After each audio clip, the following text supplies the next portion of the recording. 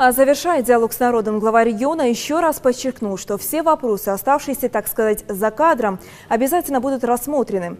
По каждому обращению будет работать специальная рабочая группа. И по традиции, подводя итоги программы, Юлсбек Евкуров призвал жителей ценить ту стабильность и благополучие, к которому ингушский народ шел так долго, делать главный акцент на образовании и воспитании детей будущего региона. Нашим телезрителям хотел бы сказать, вот те вопросы, которые сегодня поступили, я специально сказал не озвучить здесь вопросы по благодарностям. Там очень много благодарностей, и тоже ничего здесь нет удивительного.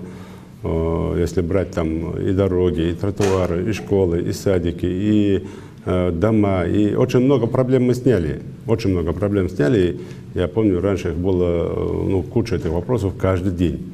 Сегодня эти проблемы там Далхвастом уходят в небытие. Поэтому мы здесь озвучили ряд тех проблемных вещей, которые там, по усмотрению уже непосредственно, в том числе организаторов этого направления.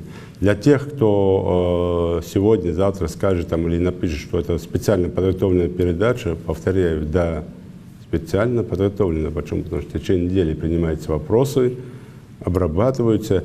И здесь тоже надо сказать, что многие вопросы, которые здесь уже в течение недели, они даже до суда не дошли. Почему? Потому что они были решены быстро и оперативно. Так же, как сейчас случай был, который там, насчет автобуса я сейчас проверю, конечно. Я не знаю, как он космически быстро это решил. А вот насчет восстановления ущерба, это быстро. Вот так решались вопросы.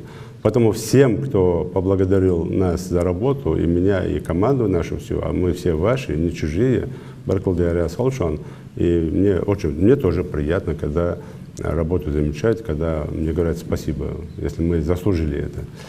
И хочу сказать, что те вопросы, которые мы сегодня не озвучили, а их большинство, конечно, сегодня моим распоряжением будет обозначена рабочая группа во главе с представителем правительства. И мы в течение месяца, 2 месяцев по каждому вопросу, конечно, дадим ответы.